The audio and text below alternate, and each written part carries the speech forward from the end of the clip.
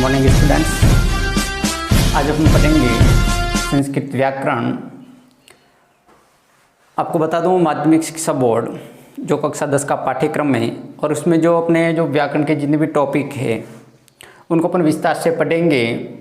और उससे पहले अपन थोड़ा सा जो वर्ण परिचय है, जो सामान्य परिचय है, उनसे अपन कर लेते हैं कि आगे अपने को कोई किसी भी प्रकार की समस्या वो नहीं आए।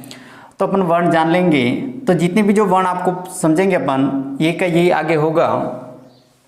अब देखिए, वर्ण जो भाषा की सबसे छोटी इकाई होती है और संस्कृत एक भाषा है और भाषा की जो सबसे छोटी इकाई है वह है वर्ण। अब वर्ण दो प्रकार के होते हैं, स्वर वर्ण और व्यंजन वर्ण। तो स्वरों की जो संख्या है वह है 9 और जो व्यंजनों की संख्या है वह है 33। अब देखिए स्वर वर्ण, पहले अपन देखिए स्वर वर्ण के बारे में बता दूं। स्वर वर्ण यानी वे वर्ण जिनको उच्चारण करने में किसी दूसरे वर्ण की आवश्यकता नहीं होती, यानी स्वतंत्र होते हैं। ये जो वर्ण हैं ये स्वतंत्र है, यानी इनको उच्चारण करने में किसी दूसरे वर्ण की आवश्यकता नहीं होती है। अ, ई, उ, री, री, ए, ओ, ऐ, औ जो 9 हैं वह अपने स्वर है। उसमें देखिए अ, ई, उ, री और री जो 5 है वह ऋस्व स्वर या मूल स्वर जिसको कहते हैं। उसके बाद में आ, ई, उ, री, ए, ओ, ऐ, औ जो है 8 वह है दीर्घ स्वर। तो 5 है ऋस्व स्वर और 8 है वह दीर्घ स्वर। अब देखिए अ और ई, जब इन दोनों को जोड़ेंगे अ और ई को, तब अपने सामने एक नया वर्ण बनेगा, एक नया अक्षर बनेगा, वह बनेगा ए। उसके बाद में अपन अ और इस उ को जोड़ेंगे तो एक अक्षर नया बनेगा, वह होगा ओ। यानी अ और उ को जोड़ेंगे तब क्या बनेगा? ओ। पहले अ और ई को जोड़ेंगे तब बनेगा ए, फिर अ और उ को जोड़ेंगे तब बनेगा ओ। और इसके बाद देखिए अ और इस ए को जोड़ेंगे तब बनेगा ऐ, और फिर अ और इस ओ को जोड़ेंगे तो बनेगा औ। यानी जो 4 अक्षर है ए, ओ, ऐ, औ, तो इसे कहते हैं मिश्रित स्वर। क्या कहते हैं? मिश्रित स्वर। मिश्रित का अर्थ क्या होता है? दो स्वरों के मेल से। देखिए यहाँ पर 2 स्वर का मेल हुआ है, 2 स्वर जुड़े हैं तब जाकर के इस अक्षर का निर्माण हुआ है, तो इसे कहते हैं मिश्रित स्वर। तो ये जो अगर अपन ऋस्व स्वर और दीर्घ स्वर की बात की जाए, दोनों को मिला करके देखें तो अपने जो संख्या होती है वो होती है 8, 13। 8 और 5 13। इन्हें स्वरों की संख्या अगर ऋस्व स्वर और दीर्घ स्वर की दोनों को जोड़े तो अपनी संख्या होती है 13। और ऐसे अगर मूल स्वर आपको पूछे कि स्वरों की संख्या कितनी होती है तो स्वरों की संख्या होती है 9। उसके बाद अपन लेते हैं व्यंजन वर्ण। अब देखिए जो व्यंजन वर्ण है कितने हैं? 33 है। अब हम देखेंगे कि हलंत लगा हुआ है, यानी व्यंजन वर्ण। अब व्यंजन की परिभाषा बता दो आपको कि स्वरों की सहायता से बोले जाने वाले जो वर्ण है वह व्यंजन वर्ण कहलाते हैं। अगर व्यंजनों का उच्चारण करना है, यानी इन वर्णों का उच्चारण करना है, बोलना है, तो हमें स्वरों की जरूरत पड़ेगी, यानी स्वरों के बिना इनका उच्चारण नहीं कर सकते। तो देखिए हलंत लगा हुआ, यानी इनका अपन उच्चारण नहीं कर सकते। क्यों नहीं कर सकते? क्योंकि इनके अंदर क्या जुड़ा हुआ नहीं है? स्वर जुड़ा हुआ नहीं है। जब इसके अंदर अपन स्वर जोड़ेंगे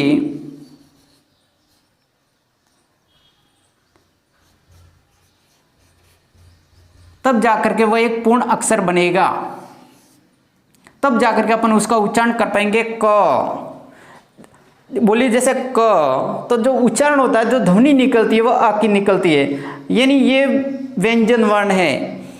अब देखिए हलंत लगा हुआ तो आपको हलंत लगा करके लिखने हैं, जिसे आपको आगे अपन संधि पढ़ेंगे तो व्यंजन संधि के अंदर आपको समस्या नहीं आएगी कि व्यंजन वर्ण है या फिर स्वर उसमें जुड़ा हुआ है। तो देखिए क से लगा के म तक जो 25 अक्षर है इसे कहते हैं स्पर्श व्यंजन। स्पर्श का मतलब क्या होता है? अब देखिए स्पर्श का मतलब होता है जब अपन इनका उच्चारण करेंगे तो जो प्राणवायु जो बाहर वह निकलती है तो कहीं ना कहीं उसका मुंह के अंदर क्या होता है? स्पर्श होता है। तालु है वह विभिन्न भागों को स्पर्श करती है, इसलिए उसको क्या कहते हैं? स्पर्श व्यंजन।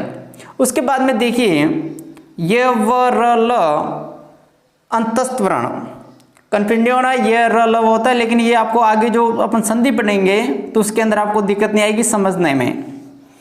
अंतस्थ वर्ण, अंतस्थ का अर्थ होता है मध्यम में, मध्य में बीच में। जब इनका उच्चारण करेंगे तो ये जो ध्वनि होती है, जो प्राणवायु वो बाहर ना निकल करके, ना तो अंदर रहती है और नहीं बाहर, बीच में रहती है, इसलिए इनको कहा अंतस्थ वर्ण। छ, छ, स और ह जो है चार है वो उष्म वर्ण है। उष्म का अर्थ होता है गर्म। जब अपन इनका उच्चारण करते हैं तो गर्म वायु है वो बाहर निकलती है। उसके बाद में देखिए क और च यानी अक्ष, अगर मैंने यहाँ पर छ तो देखिए क और च अक्ष, अगर इसको मैंने पूरा किया, यानी इसके अंदर स्वर जुड़ा हुआ है, अगर इसको अपन हलंत लगा देते हैं तो इसके भी क्या कर देंगे, हलंत लगा देंगे, ये भी आधा हो जाएगा, तो इसके अंदर भी स्वर जुड़ा हुआ नहीं है। अब देखिए त और र, त्र, आधा त और ये र जो नीचे जुड़ गया है, अगर इसके भी हलंत लगा देंगे तो ये भी क्या हो जाएगा, आधा त्रफ हो जाएगा, और ये इसके लगाने से ये भी अधज्ञ हो जाएगा, यानी इसके अंदर स्वर है वो जुड़ा हुआ नहीं है, यानी अ जुड़ा हुआ नहीं है। तो देखिए जो स्वर और व्यंजन वर्ण है इनको अच्छी तरह से समझना है। हर जगह जब अपन व्याकरण पढ़ेंगे, जितने भी जो टॉपिक है, तो उसके अंदर इन सभी की जरूरत पड़ेगी अपने को। उसके बाद में देखिए जो संस्कृत के अंदर सबसे जो महत्वपूर्ण है, अंग और अह, अनुस्वार और विसर्ग। अब देखिए अनुस्वार, जो बिंदी दिखाई दे रही है इसको अनुस्वार बोलते हैं। इन्हें अनुस्वार अगर आपको बता दो जो 5 अक्षर है, 5th अक्षर, इसको आप अनुस्वार के अंदर बदल सकते हैं। किसमें बदल सकते हैं अपन इसको, अनुस्वार के अंदर, इस बिंदी के अंदर बदल सकते हैं। तो 5th अक्षर है, इसको अपन अनुस्वार के अंदर बदल सकते हैं। जब अनुस्वार संधि पढ़ेंगे, मौनुस्वार, म को अनुस्वार में बदलना। उसके बाद में देखिए विसर्ग। अब इसकी जरूरत कहाँ पड़ेगी, हिंदी शब्दों को संस्कृत में बनाने के लिए, जो हिंदी शब्द है उनको संस्कृत में बनाने के लिए अपने को इसकी जरूरत पड़ेगी, और इसका जो उच्चारण होता है वह होता है ह, यानी इसको ह में बोलते हैं। जैसे बालक तो बालक ह। अब देखिए ये तो एक सामान्य था, अब थोड़ा सा इसको विस्तार से समझते हैं। जो हमारे संस्कृत के अंदर अपन देखें तो माहेश्वर सूत्र है, कहते हैं कि एक बार पाणिनि जो शिक्षा का महान, जो संस्कृत व्याकरण का जो ज्ञाता है, तो उन्होंने क्या किया, महादेव जी की तपस्या की। तो महादेव जी ने कहते हैं डमरू बजाया। क्या बजाया, डमरू। और उस डमरू बजाने से जो ध्वनियाँ निकली तो पाणिनि ने उसको लिपिबद्ध कर दिया, ने लिख लिया। तो देखिए माहेश्वर सूत्र जो 14 है उसके अंदर अपन वर्णों को एक बार समझ लेते हैं। अ इ ऋ ऋ क य य छ य र ट ल न न म ड न न म जब न ग ड द च जब ग ड द च ख प छ ट त छ ट त व क प य च स र ह ल। अब इसके अंदर देखिए अ इ उ ऋ ऋ ए ओ ऐ औ। अब जो अंतिम वर्ण है, इनका जो अंतिम अक्षर है उनका हलंत जो लगा हुआ है उनका क्या हो जाएगा, इत संज्ञा हो जाएगी, और उसे ये लुप्त हो जाएंगे, यानी गायब हो जाएंगे। जो पीछे वाले अक्षर जो हलंत लगा हुआ है वह कट हो जाएंगे। तो ये जो अक्षर है पीछे जो हलंत लगा हुआ है वो क्या हो जाएंगे, कट हो जाएंगे, इन्हें काउंटिंग के अंदर नहीं आएंगे। तो जो हलंत लगे हुए हैं उनकी इत संज्ञा होकर के लुप्त हो गए।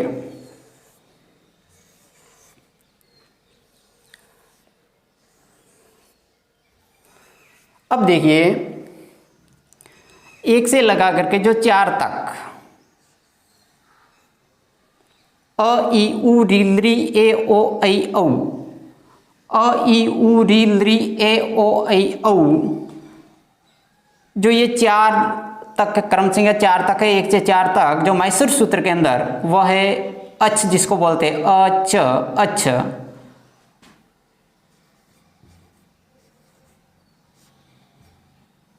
जिसको हिंदी के अंदर अपन कहते हैं स्वर।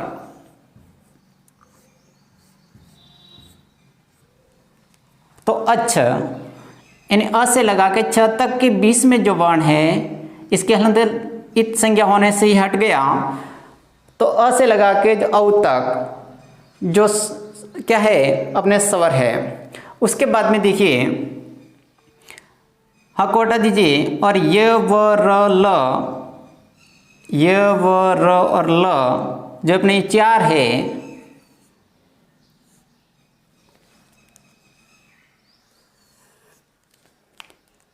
य व र ल जिसको अपन कहते हैं ऊष्म वर्ण, अंतस्थ वर्ण।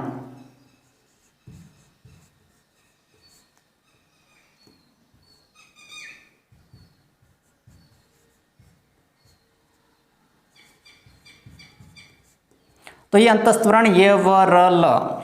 उसके बाद देखिए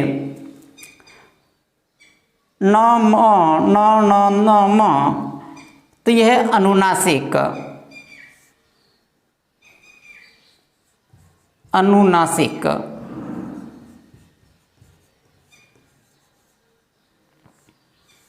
यानी इनका जो ध्वनि उच्चारण होगा वह नाक से होगा, यानी अनुनासिक, मुख और नाक से अनुनासिक। उसके बाद देखिए जब ग ड ध ये दो, ये चतुर्थ वर्ण, कौन सा वर्ण है ये? चतुर्थ वर्ण, यानी प्रत्येक वर्ग का चौथा अक्षर, प्रत्येक वर्ग का चौथा अक्षर। अब ये देखिए यह तीसरा वर्ण,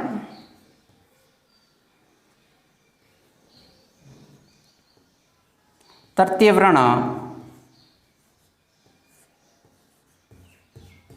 अभी प्रत्येक वर्ग का तीसरा अक्षर है। जब संधि पढ़ेंगे तब अपने को जरूरत पड़ेगी चतुर्थ वर्ण की, तृतीय वर्ण की, द्वितीय वर्ण की, प्रथम वर्ण की। तो यहाँ पे देखिए जब ग ड द यानी चतुर्थ वर्ण है।